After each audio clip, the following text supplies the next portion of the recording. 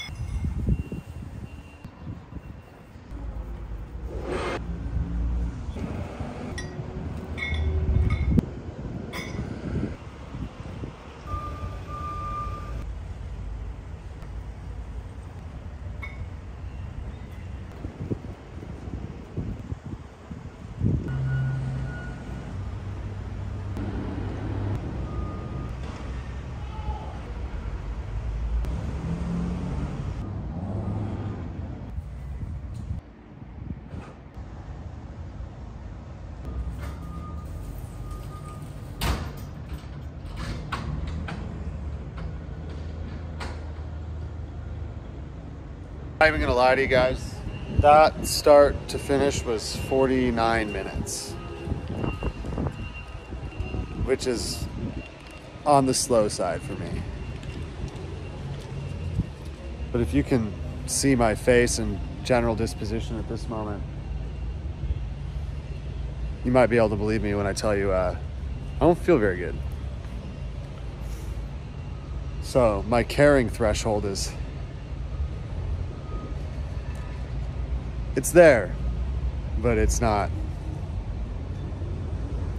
Yeah. No, this is fine. Exciting news and developments. We're getting unloaded. What's good about that is that that's what I was supposed to get done today. The bad news is that means I have to go pick up another load. I think I need to go scroll Instagram and find all them gals with the knee-high boots and inspirational quotes to get me motivated right now. Or maybe get a pumpkin spice latte. All right, let's go check in. Get reloaded. I am going to door number 2 to get a 24-foot load, which for those of you that know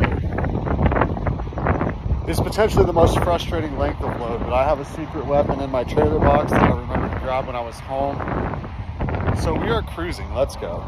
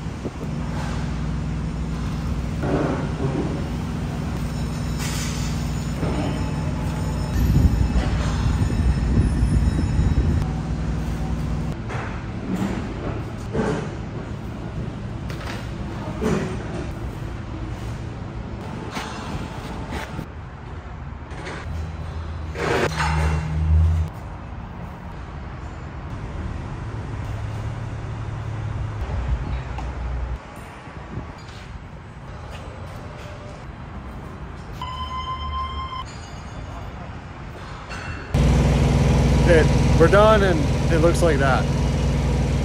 Let's go check out. I'm gonna check out now. While I'm doing that, you rate the tarp job. I'm in Ann Arbor, Michigan. I decided to stop and just spend some time here in an effort to push out my arrival time into the Chicagoland area, because I didn't enjoy it yesterday and I'm trying to get there a little later today. I'm at this TA, and inside of this TA there is a Popeye's chicken, and I feel like there's a 107.9% chance that I will walk out of here with some spicy chicken flavored something. On advice from the comments section, I've got myself some Vernon's, and I'm looking forward to its remedial effects.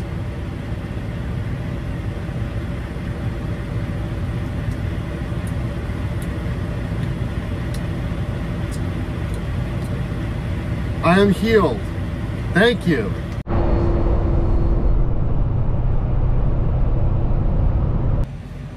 I am now in Roscoe, Illinois, and it is the time of the fuels. Welcome to Love's. But first, wardrobe change. Fit check. I look like this now. Thank you.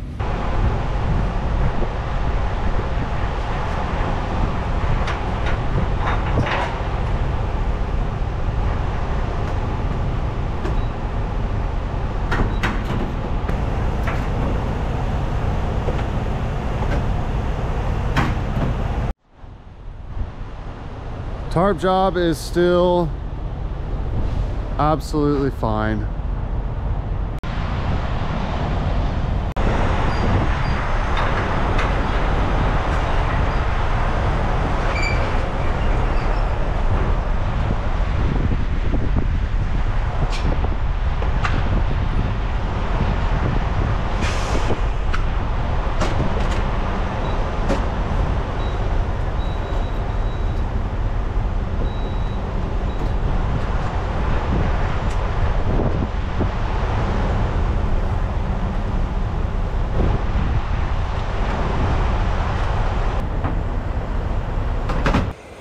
Dang, this one looks good up close even.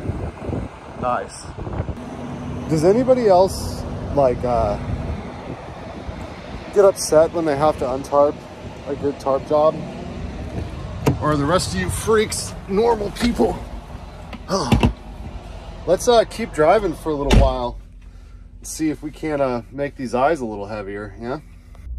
I have made it to the Quick Trip in Mauston. Pronunciation unclear. I always goof up Wisconsin pronunciations. I used to live on Wisconsin Avenue. That doesn't relevance unclear. I'm in Mauston, Wisconsin at the Quick Trip. It's nice here. It's currently 1 a.m. Central Time, and I started this morning, yesterday morning, at 7:20 Eastern Time. Carry the 5, subtract the 8. What is that? 18 and a half hours. That's plenty. Feel free to tell me about your first part-time job or the loose leaf days or 1,000 miles in 20 minutes or whatever in the comments. But I'm going to tell you right now, a fella gets a little tired after that many of the hours doing the things. So yeah, today I drove 646 miles. That's 10.0 feet. 2,575 miles for the pay period so far. Got 2 more days left. 2 more days of driving. Not too shabby. How's my hair? Perfect? Thank you. The first vehicle that I ever owned, that I ever bought with my own monies, was a 1972 Ford F-250 Highboy factory. The only real issue that I had with that vehicle was that it didn't come with an engine.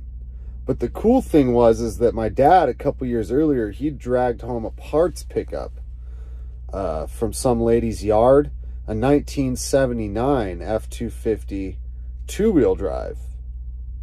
And that had in it the old 460 cubic inch.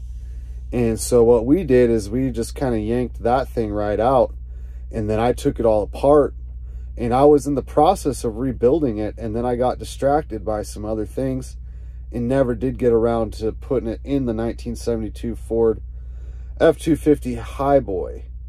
But I did sell that Highboy without the engine, and then I also eventually sold that 460 engine to somebody else, or maybe I gave it to Nick, something like that. The second vehicle that I got, which really for all intents and purposes should be my first vehicle for the point of this story, it was a 1983 or 84 Datsun 720 pickup, single cab, long bed. When I bought it, it was pristine. And I knew that immediately because of the giant silicone bead all the way around the windshield holding it in place. And the fact that it had an aftermarket Alpine stereo system. And by stereo system, I mean just a head unit with a CD player. And let me tell you, I did, you know, clickety-clack there on the old Lime wires and illegally download a bunch of hits. Burnt some CDs, put it in there, cranked the volume all the way up to what the highest setting was, which means that I could barely hear it over the sound of just no sound deadening material and an engine that was halfway alive the entire time that I owned it. And then one time the clutch went out on that thing, and I limped it into my grandpa's place. Like, he had like a big steep gravel driveway, and I barely got up to the top. I parked it right in front of his shop.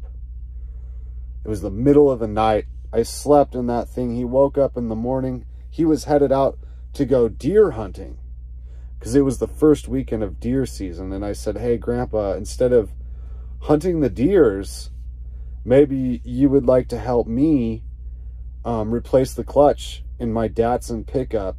And then he taught me a bunch of really cool new words that I didn't know about, and also taught me how frustrating the old pilot bearing can be. In any event, that was my first view. The funny thing about that too is that as soon as I left my grandpa's house and then started the drive back to my parents' house where I was living at the time, which was like a 80, 90, 100 mile drive, something in that neighborhood, the engine blew up on me. But I went on the old Craigslist there, and I found out that in Reno, Nevada, a mere 180 miles away, there was a 1985 720 four-wheel drive short bed with a good engine and a blown transmission. And I said, you know what, between those two vehicles, I think I got myself a runner.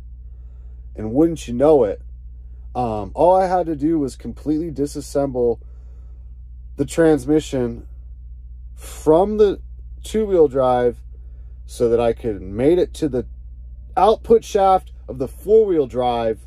And I couldn't do it all by myself, and I had a guy with some machine experience help me figure out how to cobble it together, and I did. And I drove that Frankenstein four-wheel drive around for quite a while, and it broke down many times. And I ran out of gas one time, and I lost one of them constant velocity axles, the old CV axle there. At a very missopportune time when I had a friend with me. I don't know how far deep I need to go into this story, but I guess what I'm getting at is that, TJ, the reason that I have a junk vehicle is because junk vehicles are fun. And furthermore, this last year, I think I took 60 days off, 65 days, that I wasn't sitting here in this Kenworth T680 driving around making a paycheck or whatever.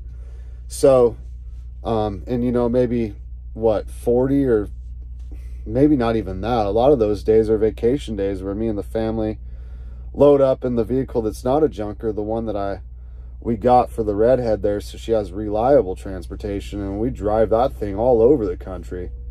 Like last November, we spent 10 days in Newport Beach, California. That was a wonderful trip. Speaking of which, I probably wouldn't be able to take my family on really cool vacations all the time if I had all this money tied up in one of them shiny, newer vehicles that some people would describe as not junk. But here's the reality. An older vehicle, a junk vehicle, like the one that I currently have, a 2003 Jeep Grand Cherokee with an inline 6-cylinder engine, cracked radiator, cracked windshield. What else is wrong with it? Oh, battery corroded terminals, batteries on its last leg. Yeah, no, they're really fun. It's a lot of fun, you know, to have a vehicle like that. But the thing about my 2003 Jeep is that I can curse at it, and it will almost just fix itself from there. These new modern ones, I think that they are junk because you can't even curse at those to get them to go back into order, because they speak all that 1-0, you know, fancy digital language or whatever. They don't even understand you when you scream at them. You scream at them and you throw a wrench at them 1 or 2 times, and then the thing just comes up on the dash and says, take to the nearest dealership and open your wallet bigger or whatever. My 2003 Jeep, I mean, shoot, I could still rebuild that engine in my driveway if I wanted to. TJ, here's the thing. You know, money aside, whatever, just because someone has something doesn't mean they have to use all of the thing. That's like a money trick. You know, if you got a little jingle or whatever, you don't have to tie it all up in a depreciating asset. You could tie just a little bit of it up into an asset that's already fully depreciated, and then you can have a lot of fun working on it and building character and things like that. And frankly, I like adventure. And what's the point of having a vehicle that I'm like over 90% confident is going to get me point A to point B with no like unnecessary problems along the way? That doesn't sound fun to me. I like a vehicle where if I leave the driveway and I realized I didn't bring my tool set with me, I got to turn around, because there's a high likelihood that I need to employ some of those tools in order to be able to make the round trip back to the house, even if the total trip is like 10 miles. I think that's nice. And I'm not saying that that is good or what have you. It's just the way I am. And I've had a lot of vehicles, and most of them I'm assuming you would consider junk, but I frankly think they were all pretty cool. In fact, the 3 vehicles that I have liked the least that I've owned are the 3 most expensive and at the time newest vehicles that I've had. Those are the ones I've had the most issue with. I hope that answers your question. Also, it's 2 in the morning, so we'll pick this up again tomorrow. Thanks for hanging in there with me, guys.